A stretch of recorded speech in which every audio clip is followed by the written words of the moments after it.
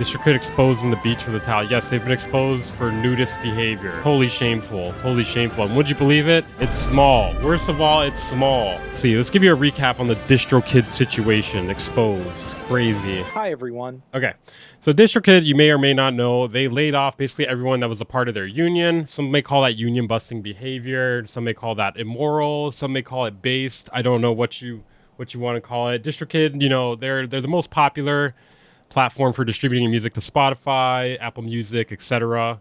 You know, it sends it out to all of them for like $20 a year, basically. They're pretty, you know, it's pretty common for people to use it. I've used it. I still use it. I'm still trying to figure out what to switch to. Not sure yet. There's so many problems with all the big ones that are affordable. If you guys have any options for better distribution services, let me know so I can weigh my options here. Okay, so Anthony Fantano, I know some of you guys probably love this man. Love this man to death. I know it. I could see it in your eyes right this second. He did an interview with them. He did an interview with somebody from the union. So we're going to see what that's about. Anthony Fantano here, the internet's busiest music nerd. You know who it is. I hope you are doing well. Ready for an important conversation. 36 minutes. 36 fucking minutes. We're probably going to have to skip through this a bit. Specifically in regards to the preferred digital music distribution platform of many, Distrokid, who disappointingly underwent some union-focused...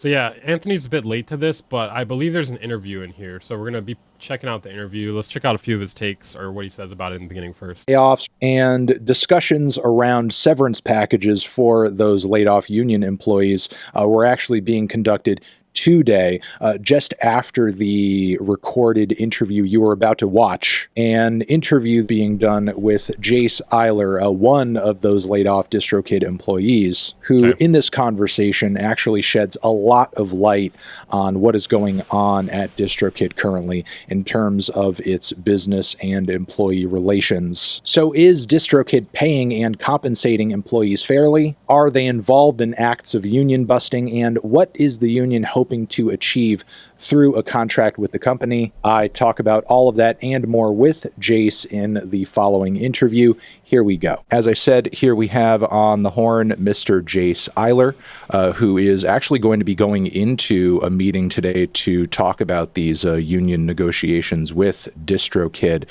Before we kind of like go into some of the beginning context that led to this point, to be fair, union busting is pretty base. I would say Distrokid is not really based, though. I mean, I don't know. I'm sure maybe there's a time where union busting may be based. Like there's a particular instance where it's like, okay, they're asking for too much. Maybe you should let them go. But I don't know. I don't know if like Distrokid is particularly good. I don't know if I'd really support many of their actions. Exactly are you guys going in there to do today at this meeting? What are you hoping to see happen? What are your goals? What are your, ambitions with this discussion that's going to commence? Yeah, so we're going back to the bargaining table today to meet with Distrokid.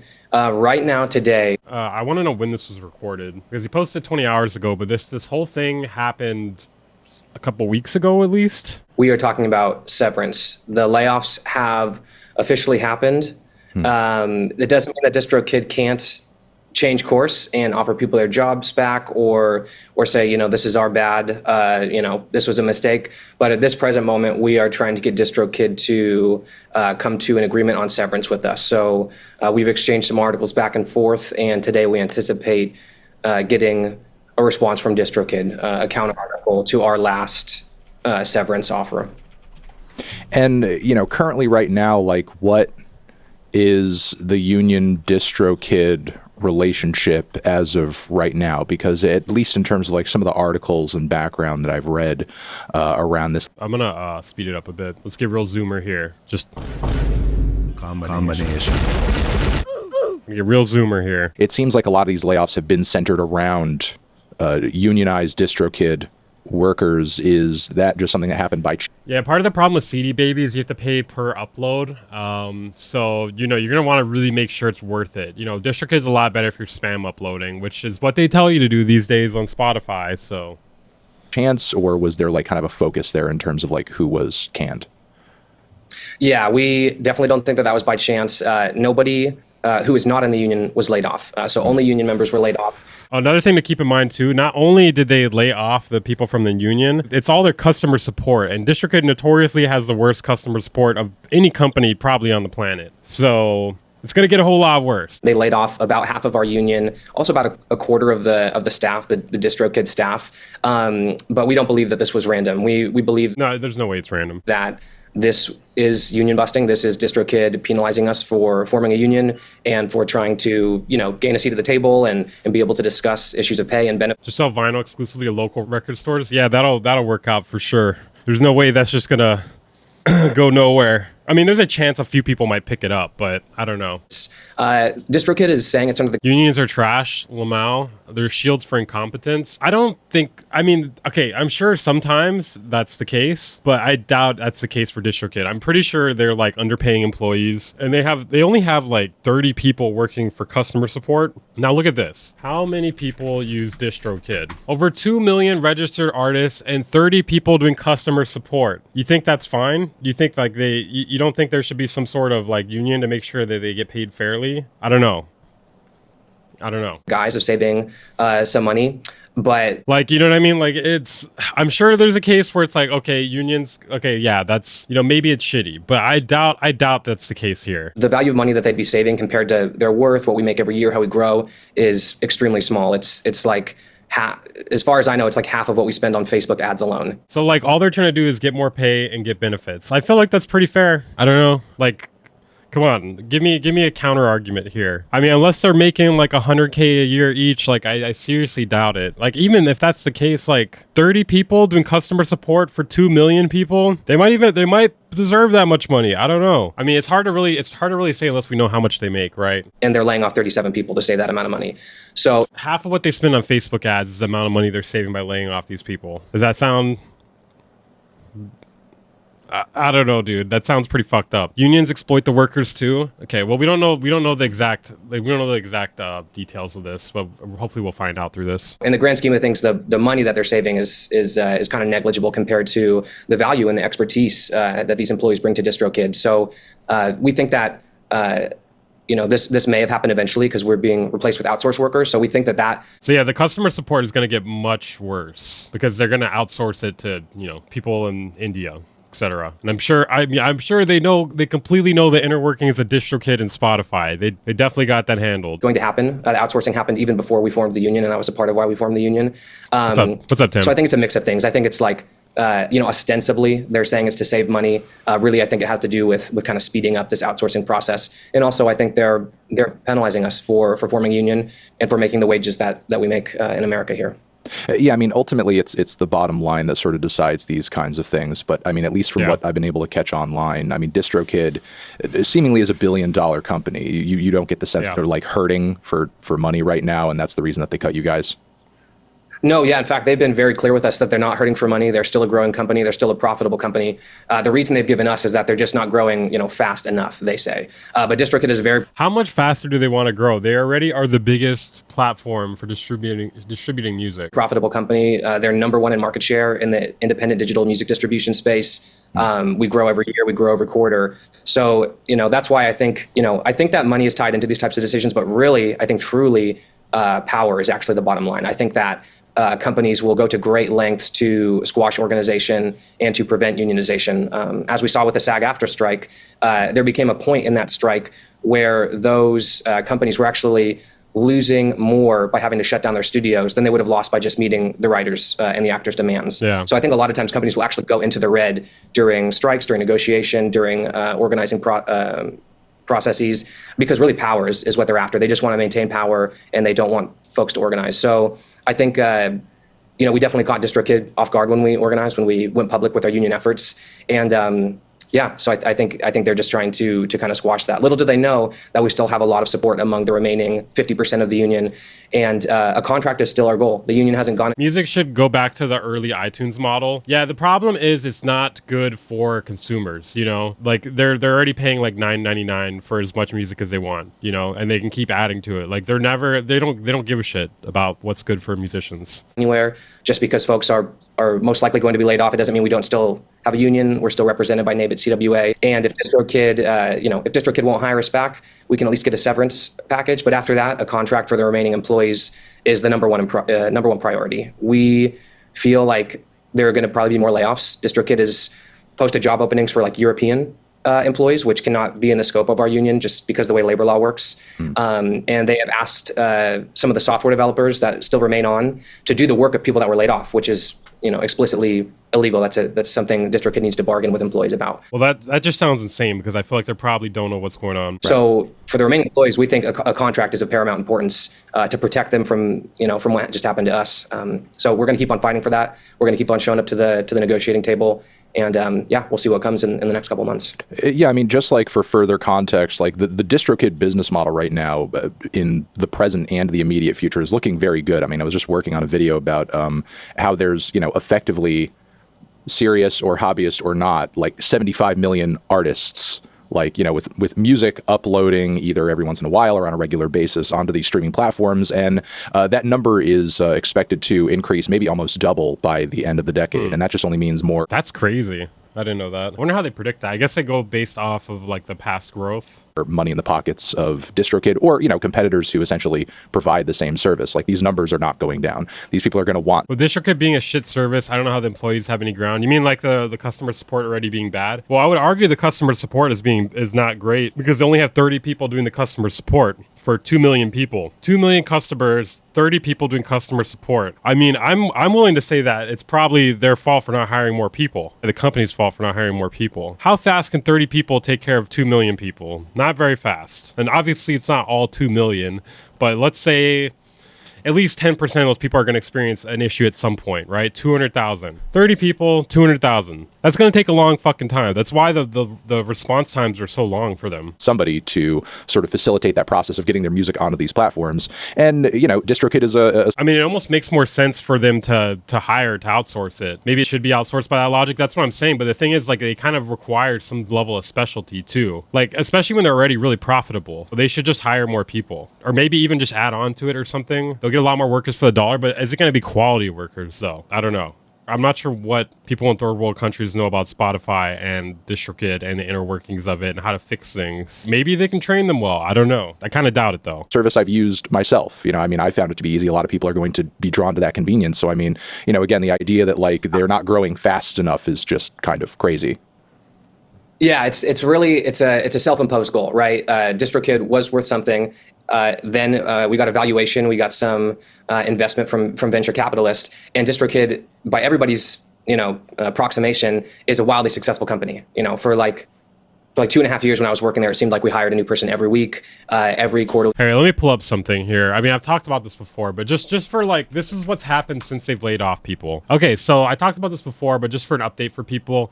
So this happened since the layoffs, essentially. This guy, apparently, so this is all allegedly because he's posting on Twitter, but he did tag them. So, I mean, I do think there's probably, he's not afraid to be like, hey, this happened to me, and publicly say it. So, I mean, I kind of believe him just based on that virtue. His account got hacked and nobody is helping him at all. This happened after they laid off all their customer support, okay? So they said they were having people that program their software were doing customer support also, which sucks to be those guys. Their hands are probably already really full. It's crazy they're making them do this also. Or maybe they were already outsourcing it. The hacker sent a ticket in his name, said that they didn't have access to the previous email, gave them a new one. So they gave him a new one and they sent him an account recovery email. So he logged in and changed everything. I think it's a good time for this sound effect. The funny part is that in order to recover my account, I have to send 6 points of very specific information, but the hacker could have changed the email account and password, sending just a single ticket. I sent all the info and I'm still waiting while a hacker is in control of my music. You think this is a disgruntled worker? Or what are you talking about? After sending every single piece of information, Distrokid replied back with this pic. Thank you for providing this information for all the security of Distrokid accounts. All email change requests are reviewed by our security team. This process can take approximately 1 to 2 weeks. We'll be in touch with further information as soon as possible. So, so basically, this person keeps going in and changing this person's login information. And they can't get it back. They essentially just cannot get it back. They gave him access to his account. I changed the password several times, but they still managed to know the newest one, no matter if I change it from the PC, the laptop, or the phone. My PC and laptop are 100% free of malware, plus my phone is 100% safe. Still no help. I think it's another good time for this one. So yeah, that gives you an idea of what's been going on since they laid off all these people. This was about a month ago. This has happened. These layoffs happened like, actually it's been like over a month. I think I posted a video about it on the main channel. Meaning was, all thumbs up, everything was in the green. The only people who Distrokid isn't growing fast enough for is these investors, these venture capital investors. As you said, the number of people alone that we could even make that number bigger and probably just say the number of people that play instruments. Sure. Do you play an instrument, do you write songs? That's probably even a bigger number. And because these models have become affordable, we don't rely on labels anymore. Anybody can upload online. I think Spotify gets like 100,000 songs a day uploaded or something like that. Right. So you're totally Not right. enough. Yeah, this We is a need more. super profitable business if it's run right. There's so many customers to be tapped. I mean, there's so many international customers to be tapped too. I think that is probably also a big part of the future of distribution.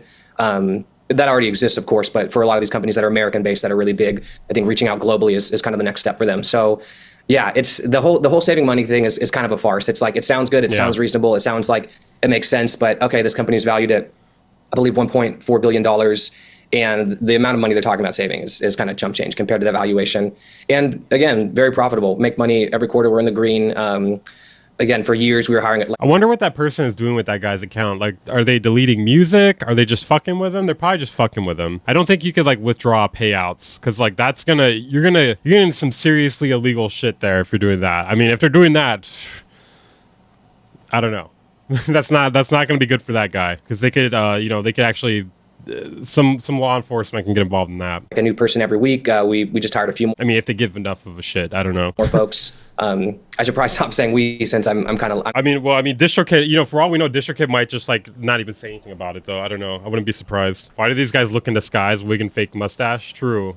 I mean, this doesn't really look. It doesn't look like a wig, but it looks like his hairline's fighting for its life, for sure. I'm laid off from there now. I'm not officially part of Distrokid. Well, you're out of place 6 years. It's a while. Yeah, with that being said, like, what does that sort of leave for the remaining unionized employees who are there now? There's like 7 of them left, I think. Well, I mean, what exactly are kind of like their goals for the immediate future in terms of like moving forward and immediate destruction? They're going to be immediately destroyed. Creating some kind of like wedge, some kind of like bargaining leverage between them and the company.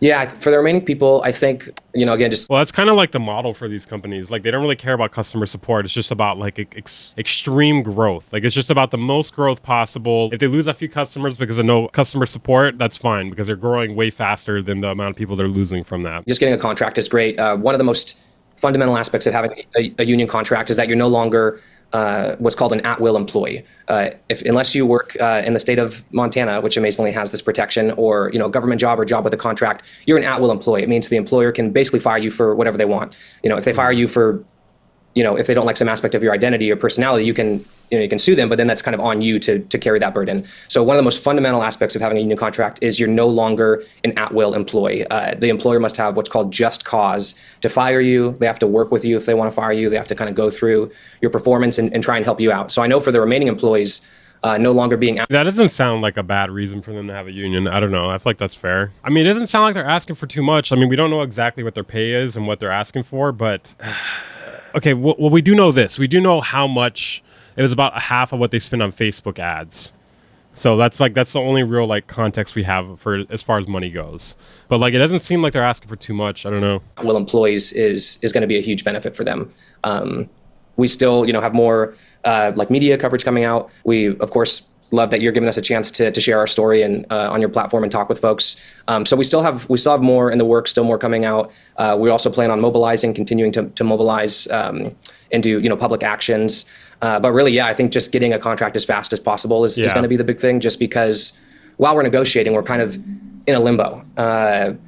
In theory, Distrokid is legally held to this principle called existing conditions. It means that they can't change up the terms of your work and then fire you if you don't mean those terms. So technically, Distrokid is... This dude doesn't know anything more about Distrokid's finances, and I do a lot of presumptions happening here. Well, I mean, yeah, well, I agree with you. He can say, okay, this is my salary, right? And there's 30 of us getting laid off. And if they know one of the people who knows how much they're spending on Facebook ads, then they could do that math there. I mean, I feel like they could do some basic math and figure it out. Legally beholden to that. But as I mentioned earlier, Distrokid is asking some of the remaining employees to do the work of employees that were just laid off, which is... And also, like, the fact that there's only 30 people doing customer support and there's 2 million people using it, it sounds like they're being overworked. Explicitly goes against that law. So being in bargaining...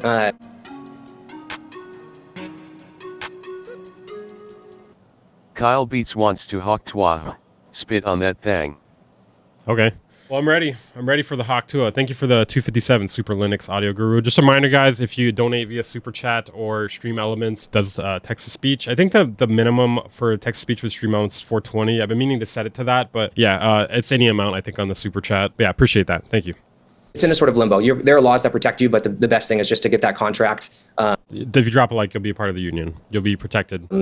And yeah, In some capacity. I don't know how. Some people imagine that someday they'd be the investors sucking the value out of a company and its workers. Being a fellow parasite, they naturally feel nervous when the host fights back.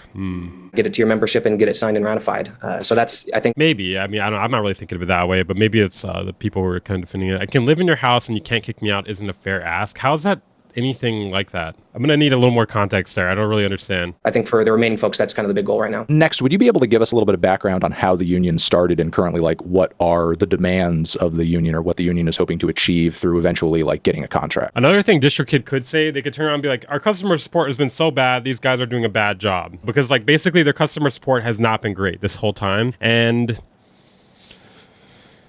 I have a feeling it's because there's 30 people handling 2 million people. I just like, just a little guess here, just a little guesstimation. I don't know. I could be wrong about that. But yeah, apparently it takes like 1 to 2 weeks to get a response from them.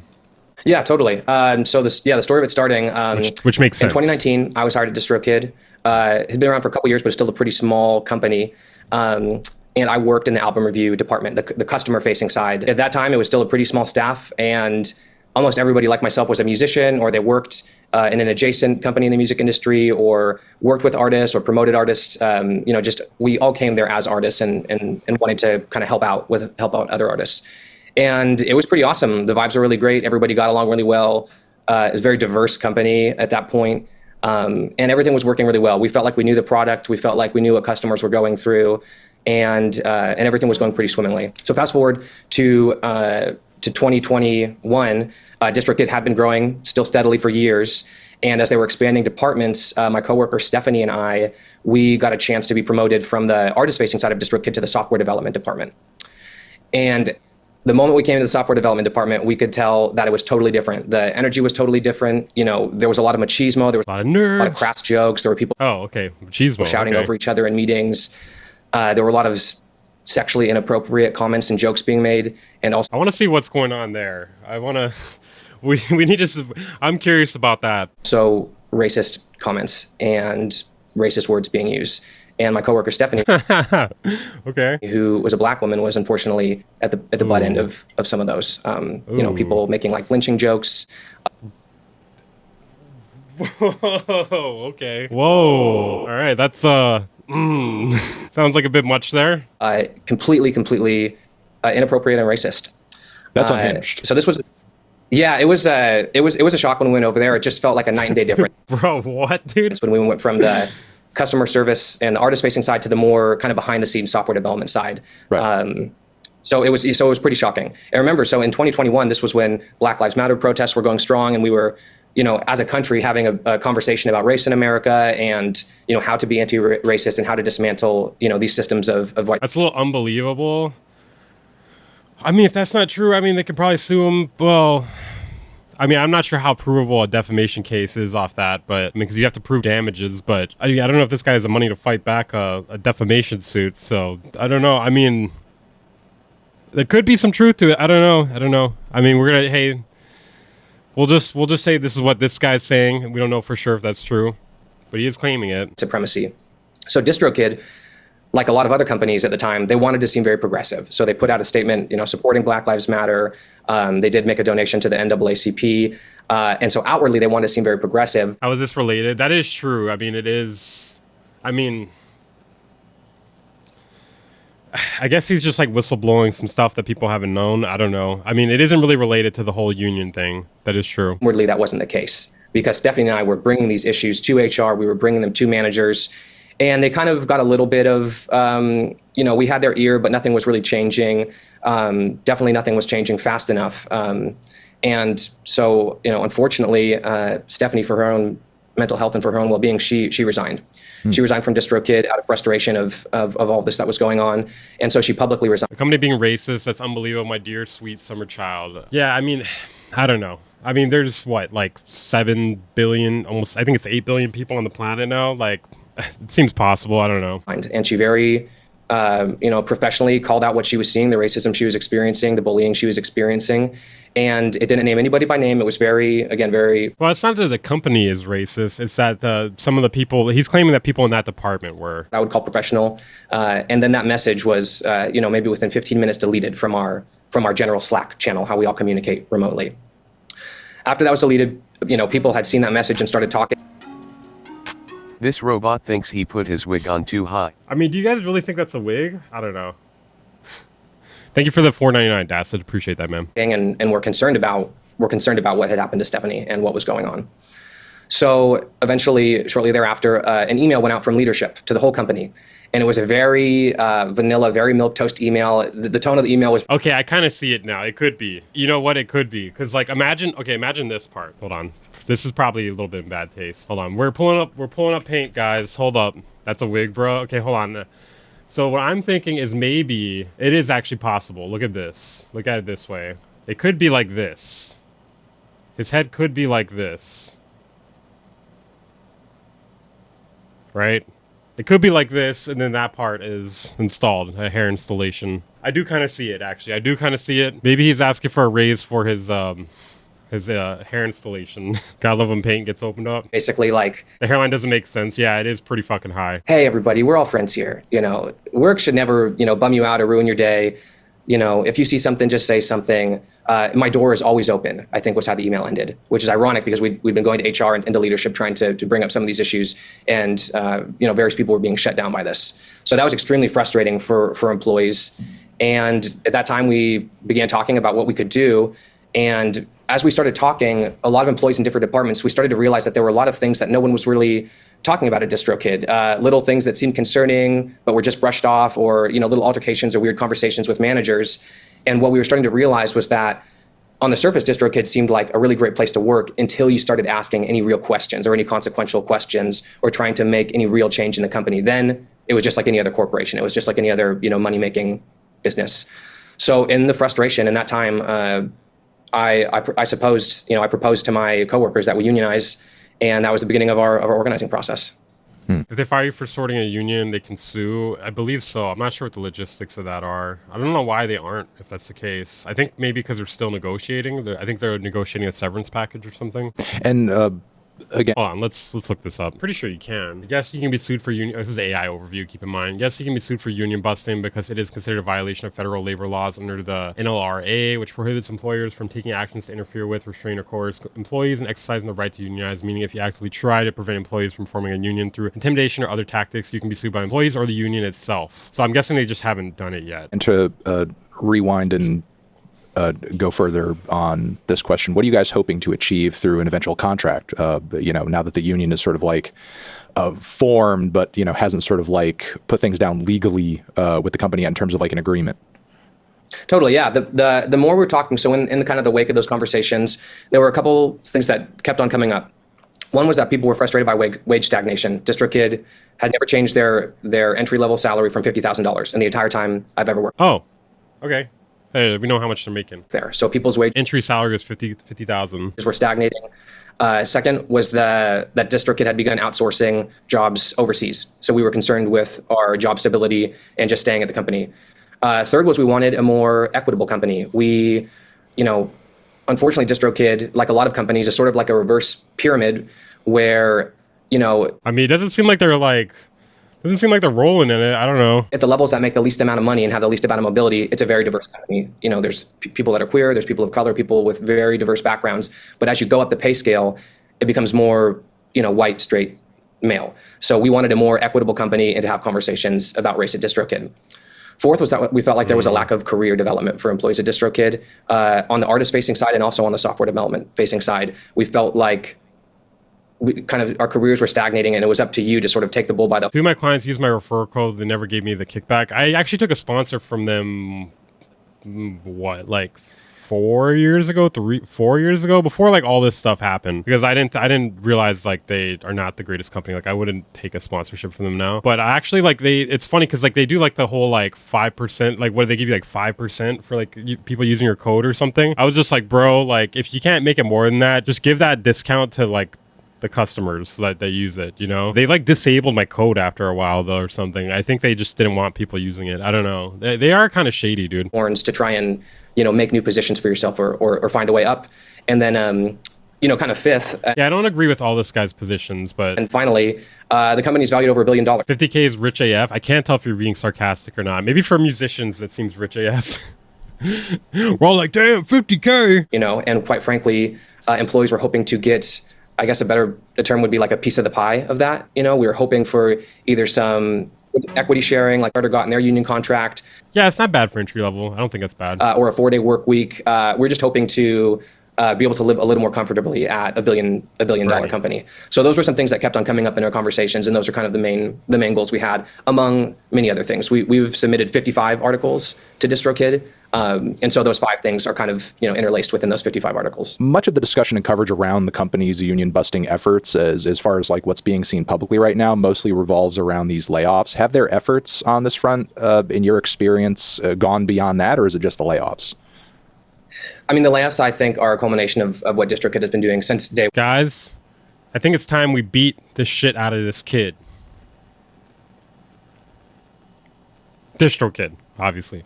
Feel free to take that out of context. When we went public. Instantly, this guy's talking about beating kids. The day we went public with the union, Distrokid began their anti-union campaign. They hired an anti-labor law firm called Oliver Bell, which is they always call them like labor consultation companies, but really they're just union busting lawyers that come in and they train management on how to talk to employees. In fact, we heard from one supervisor that supervisors and managers were given a script that they had to use to talk to employees to essentially into voting no for the union, which we were pretty shocked, but maybe we shouldn't have been to hear. So that kind of started day one. They hired this anti-union law firm and they began these one-on-one conversations. Supervisors, I know, you know, supervisors were like crying in meetings saying like, why are you doing? If they're outsourcing workers, not anyone there is about to get more money. Yeah, I mean, that's basically the other option. They're like, okay, we can either pay these people more money or we can use that money and hire more people that are less qualified and live in a third world country. This kind of making it about themselves. The CEO. They did say one song was being botted that definitely wasn't. Bro, I've had the same thing happen to me. I'm not sure if like one of the people that remixed one of my songs botted it or what, or if it was put in a botted playlist or something. But yeah, like a few songs of mine got removed and then I had to re-upload them afterwards because of that. It's a super flawed system they have with the botting allegations. I think Distrokid and TuneCore have like a system on their end that tries to detect it before Spotify does anything about it. The problem is anybody can bot anyone's song on there and get it taken down. Like it's fucked up. Like it's not a good system. They should just remove the botted plays, in my opinion. The assumed botted plays. And also like they only take it down, I think if it's like 80 or 90% botted plays. Or accused botted plays, which, you know, you want to know why it's that amount? Because that's like an amount that the mainstream would never like have more than 90% botted plays. In terms of the unionizing, you're saying supervisors were crying because of the union. So I'm a supervisor, I'm sad and I feel bad. You must hate me and like okay. Yeah, you're unionizing because you hate me. Exactly, yeah, and it's like okay. You don't control like the levers of capitalism, you know what I mean? But it was like people were really intentionally, at least in my opinion, intentionally, you know, making it very personal. Immediately, so there are some supervisors who are feeling like kind of weird about the script thing because it feels a little dishonest and inhuman. And then there were other supervisors who were like, this is a personal attack against me, is what you're saying. Totally. Okay. Totally, yeah. There were definitely different responses to it. Pretty much none of them good. I would hate to, you know, if there are some supervisors that I'm leaving out, I won't say everybody was like that, but, you know, virtually everyone was like that. Virtually all the supervisors were like that because they had to be. You know, the CEO, everybody tells you have to do this, you have to talk to your employees this way. It's always bad when people, when business people make it personal, you know? Business is not supposed to be personal. They're in anti-union, training sessions with Oliver Bell. So it was kind of like they didn't really have a choice. You know, we would have loved to have seen some solidarity, but ultimately, you know, the buck goes above them. You know what I mean? It's not their decision to make. I agree. Or are you music? I mean, I'm not like the whole the whole race stuff, obviously, like, racism is bad. Edgy stuff at work, I don't know if that's the greatest thing. I feel like we could just move that to the side over here, like, and just focus purely, like, that. I don't know if that should even be brought into this discussion. I feel like they're just doing that to try to, like, throw dirt on DistroKid. But I feel like you should be able to unionize if they're not supporting you as workers, like, individual workers, right? If they only care about profit margins and they don't care about the workers, then you basically kind of have to do that. So that was going on. The president was sending out these emails sporadically where he would kind of like tell us that like this. Yeah, I agree. Like, I don't know why people are not supporting this unless you are a CEO or something like that, and you've like experienced like unions working against you in the past. Like, I don't understand why you'd be so against this. Going to change the company forever. And he sent out an email saying it was federally illegal for us to get any promotions. Or his argument is emotional appeal to leftists. That's the giveaway. Yeah, I kind of don't like that part. I think it's better to just stick strictly to the facts. Like all the racism shit, like that just, I don't know.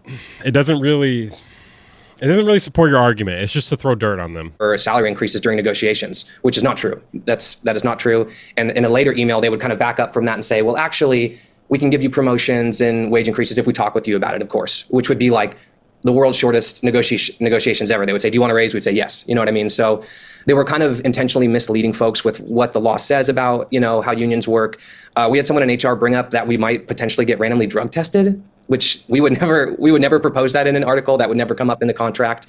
You know, we had managers tell employees things like, you're replaceable, you know, just so you know, you're replaceable in all of this.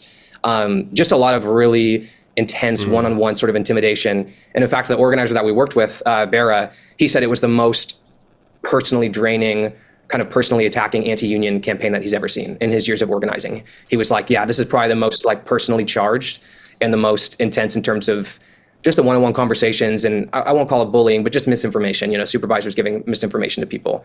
They gave promotions to people that were vocally anti-union or people that never supported the union vocally. So folks that had like little Slack statuses that said like, I'm voting no, like, you know, come talk to me like this. That's pretty fucked up, dude. Okay, if you're anti-union, we're giving you a raise. This is terrible. We can't vote for a union. And we know this was coordinated because people told us that this was coordinated. So DistroKid really had this very coordinated anti-union campaign to get us to vote no, you know, through misinformation, through recruiting other employees, through these scripts, through the anti-union law firm. But of course, they would have told you they were neutral. Is that why you guys are saying fuck the union in the chat? You're hoping for a raise? I get it. I respect it. At no point did they ever come to us and say, hey, let's have a conversation. You know, what are you hoping to get out of this union? They didn't voluntarily recognize our union. We went to them and asked for voluntary recognition. They did not do that. So basically from day one when we went public, it's sort of been like, you know, it feels like DistroKid has sort of had knives out. Like they don't want to support the union. They were trying to convince people to vote no. And then since contract negotiations started, they've been really dragging their feet at the bargaining table. So the layoffs kind of feel like just the most extreme version of sort of what has been going on for the last year. I wanted to ask you also, like, what is the sort of nature of this work that many of these individuals were doing before they were laid off? Like, what is DistroKid kind of like leaving themselves open for by essentially laying these people off and, you know, allowing the labor that you guys were doing to sort of like fall to the wayside? What was, you know, sort of like the responsibilities of you and your team? What were you bringing to the table that now they're sort of kind of doing a cost benefit analysis, throwing it out in order to kind of like, you know, presumably on some level, like kneecap the union? Yeah, totally. I bet comments will go crazy if we ask people like, have you heard from DistroKid since November 1st? Because basically the people that DistroKid laid off were mostly the artist relations folks. They were the people that worked with artists to help them through their issues, to help get their albums into store. And then they also laid off QA engineers, which was my position. I was a quality assurance engineer.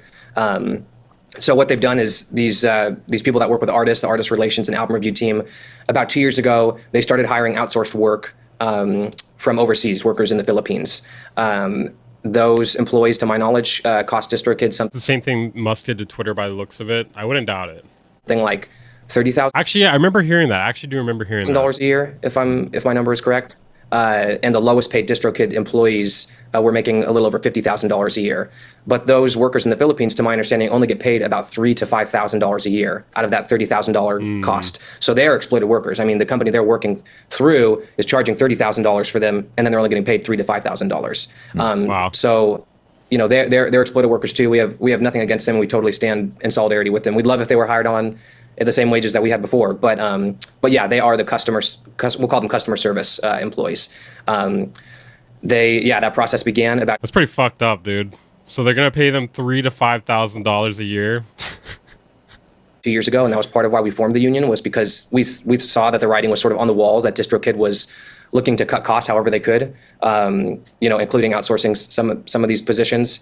And then also myself as a QA engineer, about a year and a half ago, they hired the first contracted QA engineer. And then about a month before we were all let go, they hired 3 QA engineers. Chat finna get mad. He's standing up for the outsourced workers' rights too. I don't know. Let's find out. Let's see what happens. On a team of 9. So it was like, we could really tell that something was going on. So what's happened basically is the customer support team, which was entirely laid off, the US-based customer support team, they're being replaced by these outsourced workers who just don't have the same level of knowledge about the product. Everything that they've been helping artists with before has sort of been... There should be tariffs on outsourcing, especially to places where... Like, for instance, like, I could hire an editor in a third world country and then pay them, like, 1/5 the amount because, like, I guess that's all they need to survive there or something like that. I don't know. I don't really understand how that works exactly. 5,000 a year is more than the cost of living in Philippines. Is it just that things are cheap there? I don't really know. I've only been the only other country I've been to is Japan, and I went there in middle school as, like, a foreign exchange program. And that's not third world. That's, like, it's more first world. We'll call them the easier questions, like, hey, I forgot my password. How do I get back in? Or, like, how often do payouts come? How often do payouts come? Just sort of simpler questions. So now that the very experienced customer service team is laid off, these folks are being tasked with the more complicated questions. And everything I've read online is that it's been a pretty infuriating customer service experience over the last month, just because they laid off, like 30 people that were helping customers with those issues. So right now, I'm sure people will mention this below.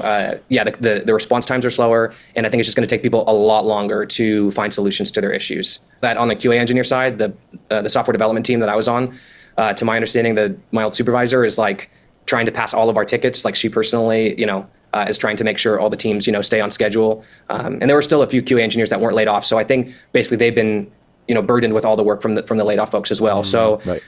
I've heard that it's not going great, like over there for the employees that are still there. And I think customers would say, the customer service experience is pretty frustrating right now, unfortunately. So if these layoffs are not happening as a result of, again, like a dwindling bottom line or the work not needing to be done, why? You guys still think it's a wig? Is it you feel like, this is occurring? Is there something else outside of sort of like investor pressure happening? Is this part of a larger trend in the music industry, do you feel? I think there is something going on, unfortunately, for the last, 15 plus years. The music industry is unfortunately kind of getting absorbed into the tech industry. The way we consume music now is digitally. People still, of course, buy physical media, but that is, a fraction of what it was even, Okay, I'm starting to lose a little interest here. I'm gonna speed up a little more until we hear something interesting. Year 2000. And so a lot of the music industry is kind of disappearing. I think that's part of what's going on here a little bit.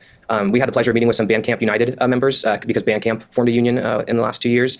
And when we were talking with one of them, she kind of just brought up this concept of, these jobs are getting harder and harder to find for people like me that's a musician that doesn't want to work, at Google or Microsoft. You want to work in the music industry. It's becoming harder to do this. Radio stations are getting bought up by big companies. So now we have, less diversity in radio programming. Record stores and CD stores are going by the wayside. These great paying... It seems like streaming is like killing the whole industry off. Distribution jobs that we all had are going away. Right now, I think the music industry really makes sense for the tech CEOs that own these companies and for major labels. For normal people that just want to, work in that industry and be next to it, that's getting harder and harder. And then for independent artists, of course, it's getting harder and harder to get paid and to make a living with your music through plays and through streaming. So unfortunately, I think it's becoming a rarity that, you're someone who plays drums in a band, you don't want to work an office job, you just want to work, in the music world. That's getting harder and harder as music kind of just becomes part of the tech industry, unfortunately. I know you have to get into this meeting now. Are there any sort of again, things coming around the corner or next steps that you want to sort of shed some light on or give people? Major labels aren't doing well either. That's kind of what I'm saying. Like basically, since streaming is not that profitable, it's nowhere near as profitable as like CDs were, records, etc. Basically, major labels are making less money. They're having to cut costs. They're having less music related employees, and then also it kind of funnels down to these other companies like Distrokid and Bandcamp, etc., because they're making less money and they're being bought out by investors. People who are watching this, any kind of ideas to how they can support you guys or greater unionization efforts, because you were just talking about talking to some of the Bandcamp people. How exactly do you think people who are watching this video can kind of take part to get behind you guys and what you're doing? Totally. Yeah. Thank you for asking that. We do have a petition that is still open that we are, preparing to present to Distrokid. It has over 4,000 signatures now. It's basically asking Distrokid to reverse course and hire us back, or not stop dragging their feet at the bargaining table. If folks could sign our petition, that would be super helpful. It is on our Instagram page, and we've been working with UMA, which is a musicians union, on that petition. Also, we have a GoFundMe that's going live. It's to help a lot of the laid off Distrokid employees just kind of get through until we have a severance or until we have some clarity about what's gonna happen with our paycheck. So if folks would be down to sign the petition and donate, that would be extremely helpful to us. And just in a more general sense, I would say unionize your workplace. I mean, that's kind of the number one thing you can do to help labor and to help everybody. It's really a situation where it's kind of hard to endorse unionizing when they unionized and all got fired. I mean, I don't. I'm not saying don't do that, but I'm just saying, like, it's like, hey, we all got fired. You should unionize. Not saying don't unionize, but not really, maybe not the best time to say that. A lot of these companies, I was mentioning Power earlier, a lot of the reason why they don't want to see unionization is because you set an example to the other companies in your industry. So when we organize, it lets people at CD Baby and TuneCore and these other companies, it shows them a path and it shows them that it is possible. So the more folks that are organizing in the workplace and forming unions, it's kind of that rising tide analogy. Like, the more strong of a labor movement we have, the more it helps everybody. So if people want to get involved, just in their day-to-day, I would say unionize your workplace. It's not easy. I would say the one downside to unionizing is just that it takes work. It takes involvement. It takes people showing up and actually giving a damn about their workplace and what goes on there. And it's a long process, but we were able to do it at Distrokid. We unionized a $1 billion music tech company. We totally caught them off guard when we went public. Unfortunately, there have been some layoffs, but we are still going to get a contract with Distrokid, we believe. So I would highly encourage everybody to look into that, look into how unionizing works. I believe in unionizing, so I think fundamentally any company deserves a union, but especially if you work somewhere where you feel like the accusations is making it worthy of a lawsuit. Why are we talking about petitions exactly? I think they're hoping to not have to go to that. I'm assuming they don't want to go nuclear via a lawsuit if possible. They probably want to keep their jobs. They probably want, I don't know. That's what I think, at least. That's probably going to be the next step if things continue to go as terribly as they have. You're not being heard or your wages are stagnating, which was a huge thing for us, wage stagnation. I would say, reach out to an organizer and look into how to unionize your workplace. All right, Jace, thank you for taking the time and good luck on the meeting today. Thank you. I appreciate it, Anthony. There you have it, my conversation with Jace. Everything you talked about toward the end there in terms of links for background info and ways to support will be down in the description box, so you guys can check that out for yourselves. I thank him once again for taking the time to talk with me about this, and thank you guys for watching and getting informed on this issue. Let me know your thoughts on all of. Yeah, that is true. Like, the GoFundMe, I think, is more so to support them since they don't have jobs anymore. As far as I know, all he's arguing for is severance packages, not justice, not a better workplace for the remaining workers. Yeah, well, he did talk about that. That is true. Unions have saved thousands of lives by pushing for workplace safety. This down below, I'm sure you... there's definitely pros and cons to it. It really depends on the circumstance. Will. And over here next to my head is another video you can check out. And just make sure to subscribe to the channel, and I hope you have a nice day. Anthony Fantano, Distrokid, unions, forever. All right, what do you guys think about that?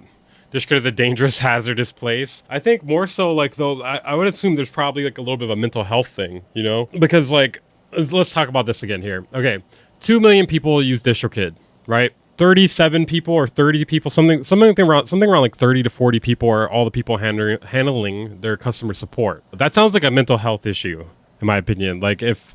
That doesn't sound like enough people to handle that amount of people. That's not enough customer support people to handle 2 million people. TuneCore bad, Distrokid bad, who the heck are you supposed to use? There's a whole list of them. There's like Amuse, CD Baby.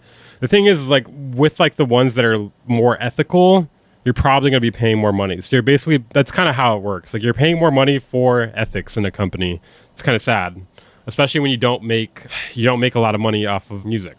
There are crappy unions, there are good ones too. Yeah, it's a 3 to 2,000 person ratio, I'm assuming. I used Amuse, it used to be free. It's actually good that it's not free, because if it's free, there's a possibility it's going to close down and you might lose all your music.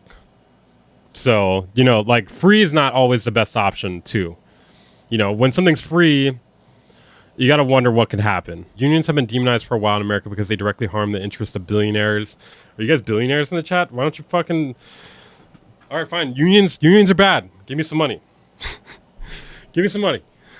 I'll say unions are bad. Give me some money. Which one to use these days? I'm still a Distrokid. I haven't figured out what I'm gonna switch to yet. I don't know what the option is. CD Baby is just gonna be a lot more costly. Basically, I'm gonna have to release albums only if I'm gonna go through that, or I'm gonna be taking a loss. Yeah, if you release albums, CD Baby is the clear winner. You can't spam upload with CD Baby unless you're trying to take a loss, because I think it's like $9.99 per upload. But if you only upload once a year or twice a year, I think you're still saving money over Distrokid. But yeah, I think it costs the same amount for singles too. It's either $5.99 or $9.99. But yeah, I want to switch too, but I don't know what to switch to. So I don't know. I'm still kind of weighing out the options. Because one good thing about Distrokid is not even really the cost as much I'm worried about, but like the auto split feature. That's like the one thing like I'm just like, shit. That saves a lot of time and effort. I don't want to have to go through and manually send people money. Like there's like a whole accounting thing you're gonna have to do because of that.